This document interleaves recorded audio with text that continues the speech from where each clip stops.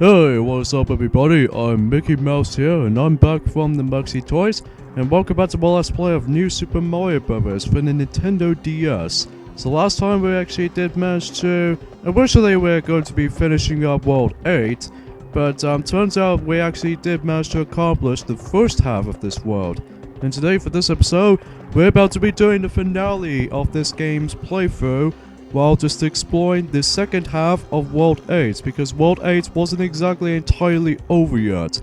And because of that, this world is even much longer than, let's say about the same length as it does it for World 5 and World 6, but except that, in World 5 that you do have a bunch of secret exits to follow through, whereas in this world, that, as I said earlier, no secret exits to be found.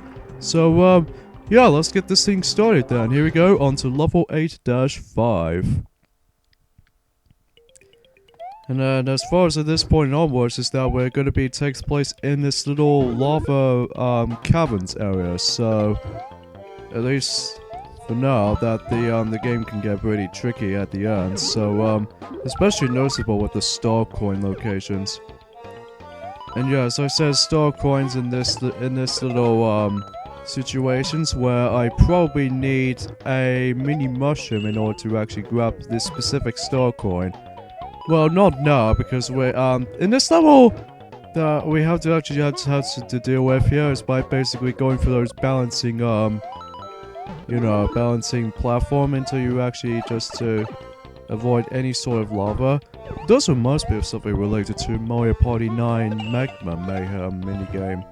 Sort of feels similar, but except we're not having a fight, but we're doing platforming. And this is the part where you have to time yourselves just to don't get hit by anything. And the third and final star coin, you have to hop it on here, and then just jump quickly before it collapses, and that's how you get to it. So, yeah, it's not too bad for that level. I remember that when I used to watch the Muxy 10 version of this playthrough on the 1000 video special playthrough of this, that he attempts to fail on that level a lot, which that's why he always goes for the speed run of that particular level, but he constantly fails and dying a lot. But don't do it here, so just in case I'll just be safe. Although you can do that, don't get me wrong, but it's just that it can be a bit tricky sometimes.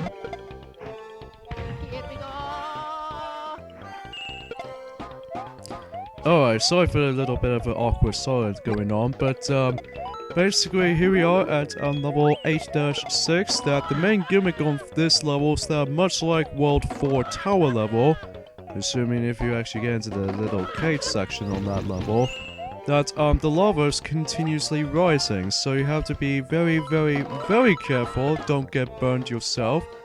Especially noticeable if you're actually trying to be more likely just be precise. Oh, what do I do there?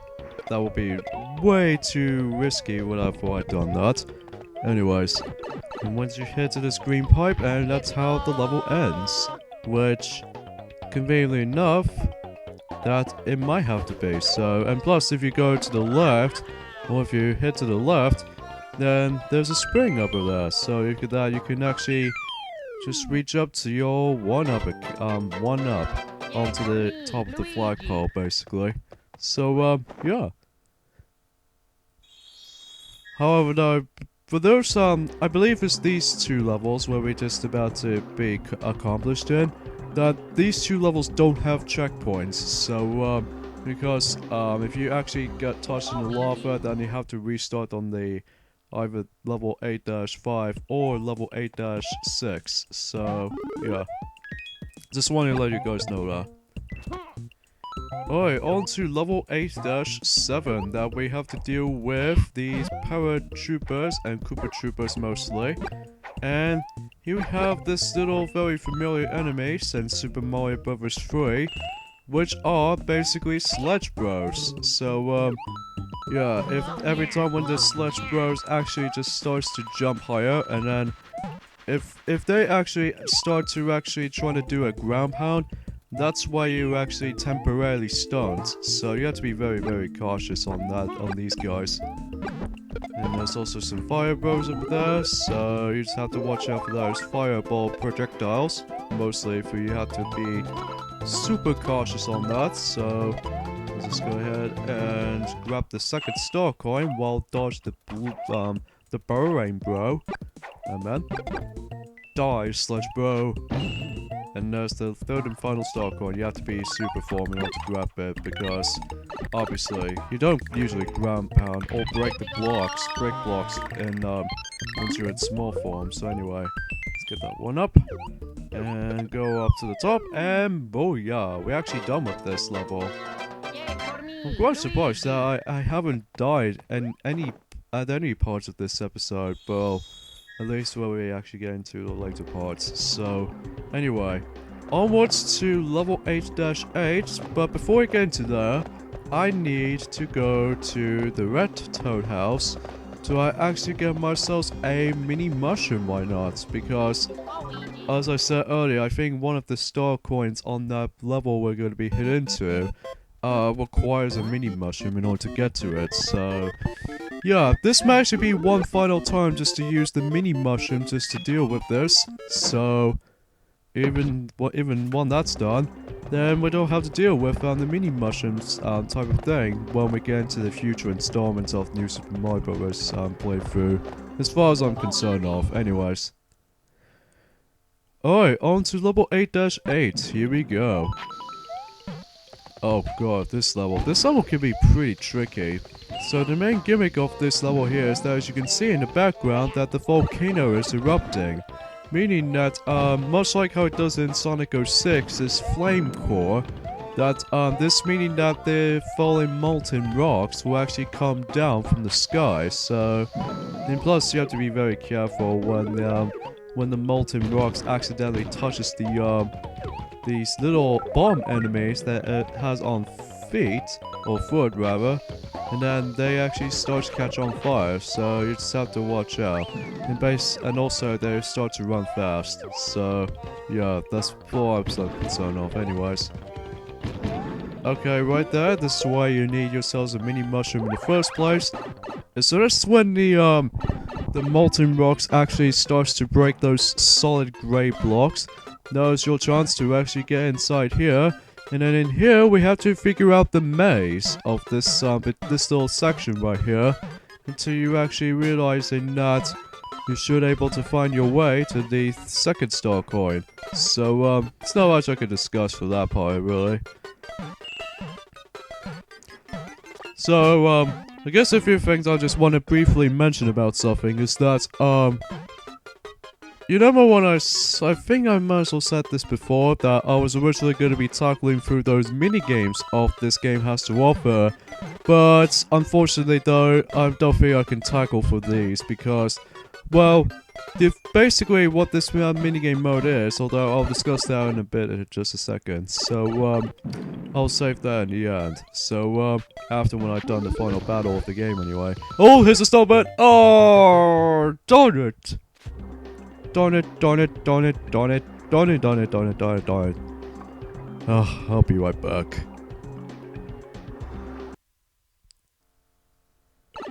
Okay, here we go. Take number 2. So, there's no way I can get a star now. Yeah, the star power-up in this level is so really useful in this level, especially noticeable if you actually...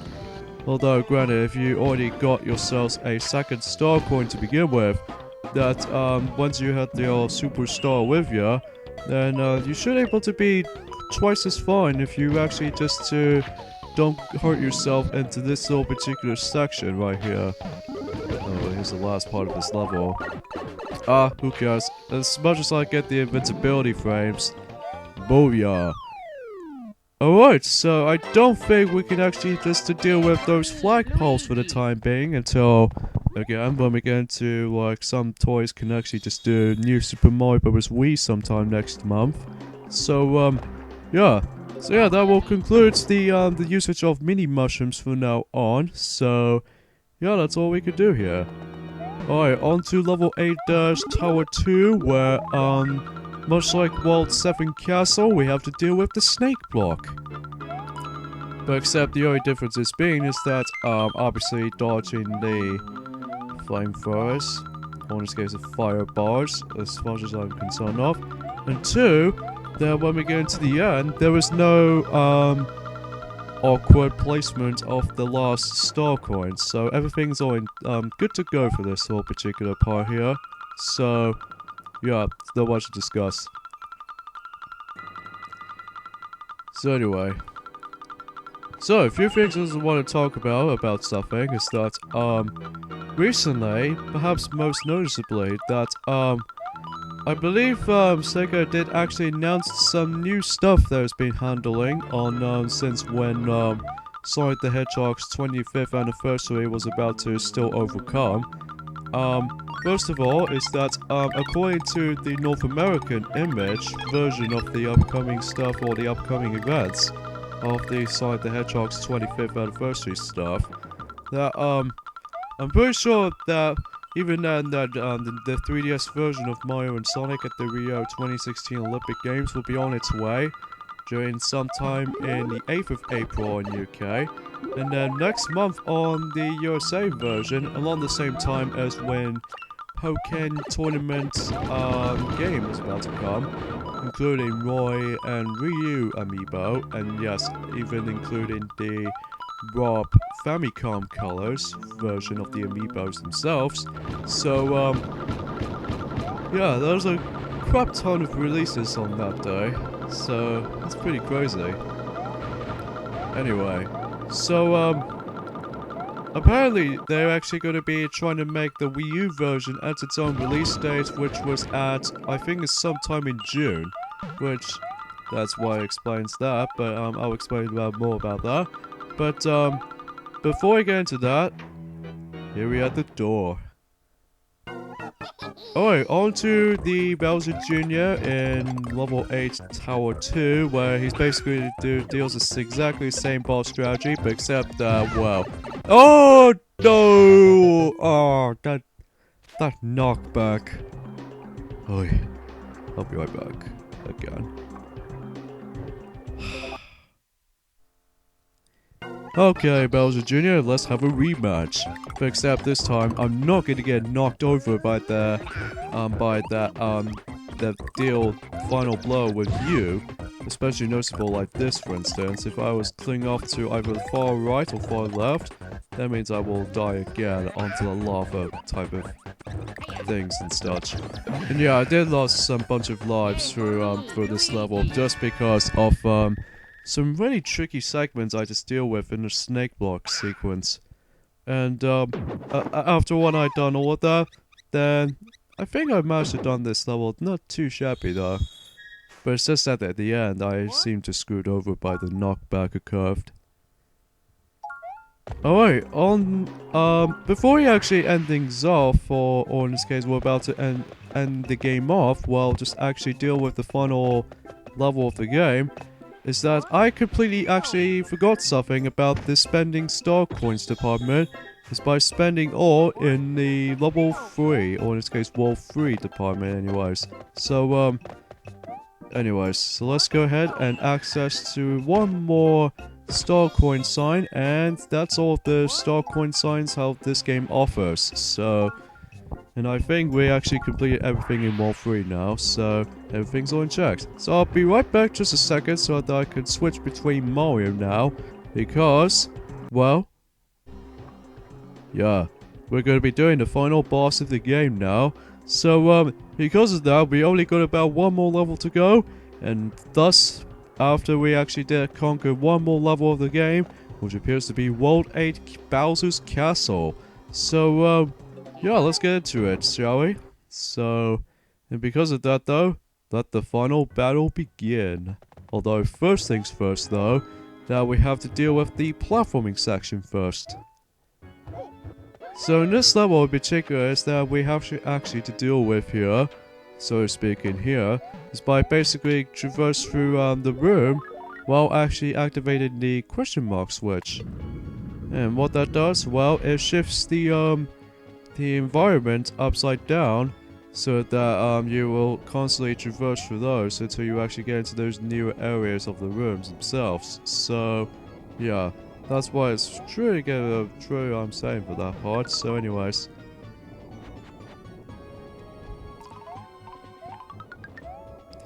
Anyway, back onto the Mario and Sonic at the Rio 2016 Olympic Games real quickly. Is that, basically that, I think the, if I was wrong or not, but, basically I think the North American version of the Rio 2016 Olympic Games on the Wii U will give its own release dates during sometime in June 2016. Around in the same time as it does it for E3 2016 will make its own appearance. Although I'm not exactly too sure yet, but I guess I'll just find out in just a second. So, anyway. Alright, so now I switch oh yeah, we have to dodge those flamethrowers here. Now I'm gonna go into the far left because the second star coin, you must able to actually just to get to it. Well, basically we have to activate the question mark switch. And then we can't exactly go there just yet because obviously we stuck into this little section right here, mostly when the walls has been involved. So anyway. So now we have to make it all the way to this swamp room.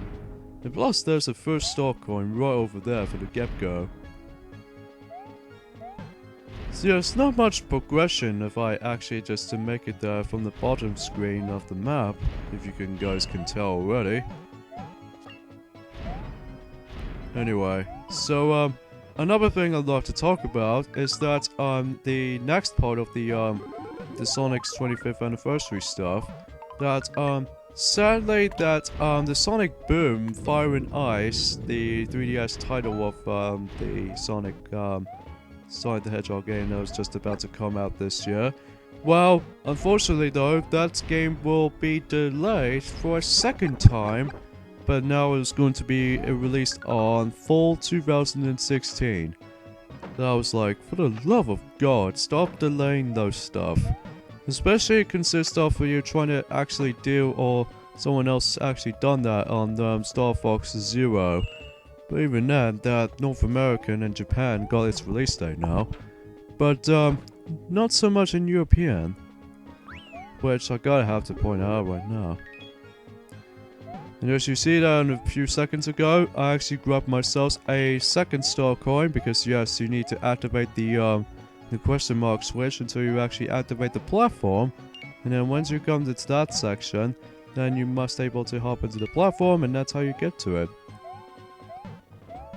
If you guys can tell from the footage for a second ago. And this last part we have to deal with this little puzzle solving to deal with while actually going through correct routes. And then if you actually get those correct routes in just around 3 of them, then you make it to the third star coin, which I recently grabbed, or the final battle. So here we go, on to the final boss of the game. Dry Bowser and Bowser Jr.? Huh. Okay, that seems pathetically easy, so let's go ahead and just save Princess Peach. Oh, maybe we're not gonna fight Dry Bowser for a second time.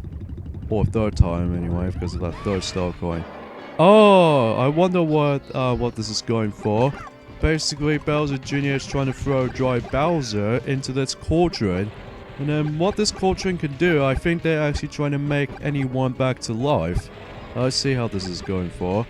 Okay, so here's the true final boss in New Super Mario Bros. For the Nintendo DS. Wow. Recently I just managed to defeat Bowser Jr. where his strategy is basically the same. But now we actually have to deal with Bowser for a second time, but this time he's really huge. And plus there's no platform to hop into.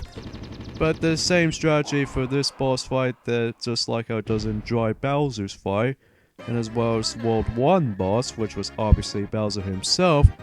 That if you manage to actually try to make the final boss end, you should be able to grab the skeleton switch, meaning that that's the final boss of the game.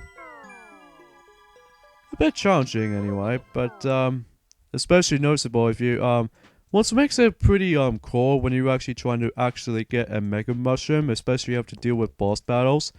That you basically take out the bosses by one hit with the Mega Mushroom. So yeah, and the staff credits here is just basically tells us the retrospective of what the levels you've been to, including the canon levels. So yeah, that's actually pretty cool, I must say. So yeah, overall from New Super Mario Bros. For the Nintendo DS, this was actually a really brilliant game, if I had to be honest here. In fact, I remember that it did used to came out in 2006 in the final releases of this game. So, even then, I usually just managed to actually have a lot of fun with this game, which, it did bring back some of the 2D Mario elements since Super Mario World, because most of the time in 1996, it did manage to bring Mario into a 3D world, or in this case a 3D environment for the first time. But then, during the 10 years later, during 2006, that the 2D Mario game department will actually do make a comeback, which, yeah, I'm actually really impressed about this game, how it actually looks. So yeah, so I really love the music, and as well as the controls. They're quite simple, and the visuals they look really good. Especially consist of the enemies rendered within like a 3D model to it, although some of them are 2D, like the Koopa Troopas that were in 2D. And the 3D ones, mainly the Wigglers mostly, as you can see on screen.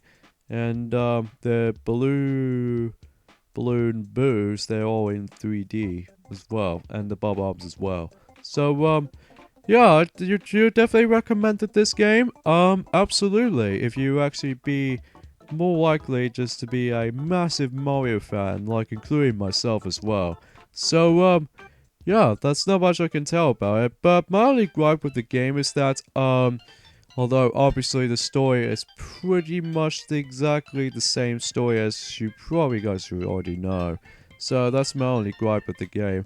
But apart from the story aside, that, is really brilliant. It's definitely one of my favorite DS platforming games I've ever played, next to Sonic Rush, and, stuff like that. But, normally, because since this was considerably, for what I consider, this is actually the 5th entry of the Super Mario Bros. Department, but the first new Super Mario Bros. Game in this installment, anyways. So yeah. Now about the mini games, as I was gonna talk about, the mini games themselves in this game specifically. Those minigames do heavily borrowed from the Super Mario 64 DS, which was another Mario game from the Nintendo DS, and actually that was actually the launch title of the game.